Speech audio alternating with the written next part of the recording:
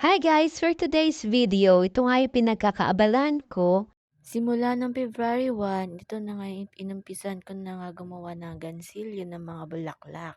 Napanood ko nga lang din 'to sa social media kaya ayan, bumili na nga ako last year pa ng isang bundle. Iba-ibang color din siya. Sabi ko ita-try ko nga lang din gumawa. Kasi yung napanood ko sobrang cute niya talaga, talagang na-attract talaga ako. Sabi ko, try ko nga gumawa nito. Then nanood lang din naman ako ng tutorial, paisa-isa. Siyempre nung una hindi naman perfect kasi sobrang hirap din naman talaga.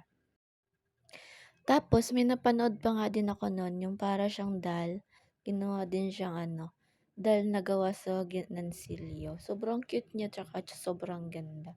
Tina-try ko din siya pero hindi talaga carry. Kaya ito sabi ko try ko na nga lang gumawa ng bulaklak, yung mga tulips ganyan. So try ko siya nung una talaga hindi talaga perfect, talaga sobrang hirap. Pero nung mga nakailang na ako try, ayun nakuha ako na din naman siya. Madami din naman akong nagawa, mga bulaklak. Kaso sabi ko, nung una, i-display ko lang siya. Parang gagawin ko siyang flower vase. Eh ngayon, sabi ng asawa ko, magba-Valentine's na. Try daw namin gumawa ng flower bouquet. So ayan, sabi ko, baka hindi naman perfect, o baka mamaya hindi naman masyadong maganda. So sabi niya, try natin, baka naman mamaya okay naman siya. Sabi ko, okay, sige, try natin. Mura nga lang yung bili ko dito sa Cotton Yarn, nasa 290 lang siya. Isang bundle na siya. So, iba-ibang kulay din siya, kaya hindi na din masama. At ito nga yung una kong nagawa, yung kulay red. Then, nilagyan ko lang din siya ng kulay yellow para hindi naman masyadong red na red. Tapos, yung niya, dahon niya, ginawa ko lang siyang yellow green na yarn. Okay naman yung kinalabasan niya, maganda siya sa personal. Then, binebenta ko nga to guys ng 150 pesos lang, yung kulay red. So, ito naman yung pangalawa kong nagawa, yung sunflower. Then, meron din siyang tulips. Medyo nahirapan nga akong gumawa ng sunflower, pero okay naman, na-carry naman siya.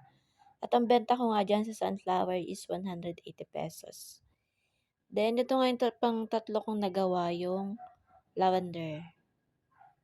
Lavender yung pangatlo kong nagawa. So, okay naman siya. Mas bet ko yung lavender than yung sunflower. Sobrang ganda niya sa personal. Kasi hindi nga masyadong perfect yung pagkakabalot ko dyan. Kasi nga, konti nga lang yung aking, pambalot. Mas maganda din talaga pag medyo buwaghag. Kaso nga, ang benta ko lang naman dito is 150 and 180.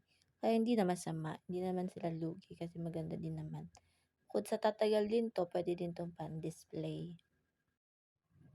May kamahalan nga din talaga 'to sa labas, siguro yung mga isang piraso nito nagbebenta sila ng 100, yung malaki. Tas yung maliit naman na flower, ang binebenta nila is nasa 60 ata or 80. Benta ko naman is 150 lang, okey na din naman yun, hindi na masama. Kasi hindi naman talaga dapat ako magbebenta. Ang gagawin ko lang talaga is yung pang-display lang, tsaka gusto ko lang try lang, gusto ko lang gawin. Tapos yung sa iba din, yung tatlong tulips ang benta nila nasa 200. Yun, mahal din talaga yung benta nila kasi nga ano din 'to, handmade.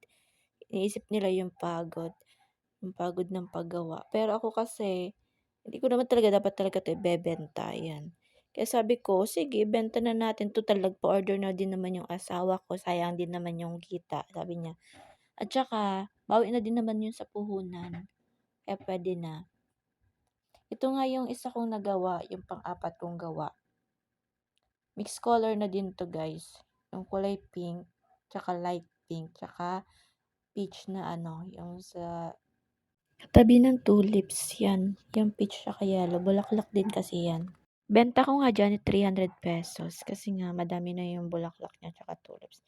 Ito talaga, hindi ko talaga 'to malilimutan. Ito yung pinakauna kong ginawa na puro trial, trial, trial. Hanggang sa tinigilan ko na siya. Tapos, ito yung pinakahuli ko ng ginawa. Ayan, yung sunflower na puro trial. Okay naman yung kinalabasan niya. Ito maganda din siya, 150 din yung benta ko dito. Mixed color siya ng light pink, tsaka red. Tsaka nilagyan ko siya ng yellow green na dahon. Maganda siya din sa personal. Sobrang cute din talaga nito guys sa personal kung makikita nyo lang. Pwede itong pang-display. Ang ganda dito pang-display sa bahay. Nung una, sabi ng asawa ko dapat daw puro red lang yung in-order ko o yung ginawa ko kasi nga Valentine's. Dapat daw pag Valentine's red, maganda daw kasi.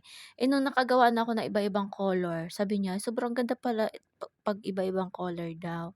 Sabi ko, ganun talaga kasi nga hindi naman talaga maganda pag puro red.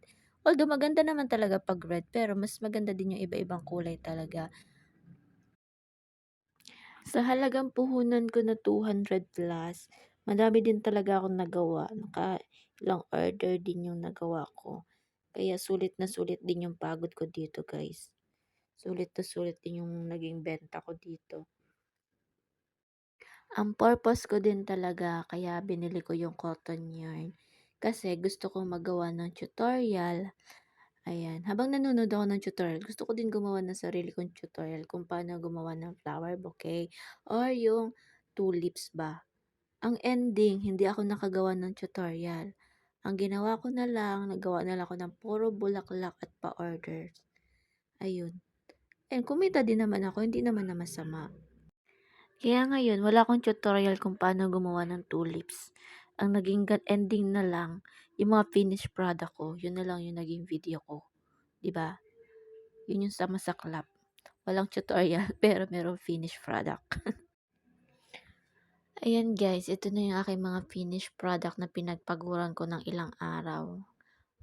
So, hindi naman talaga, no. Pinag-trial ko lang talaga siya ng ilang buwan.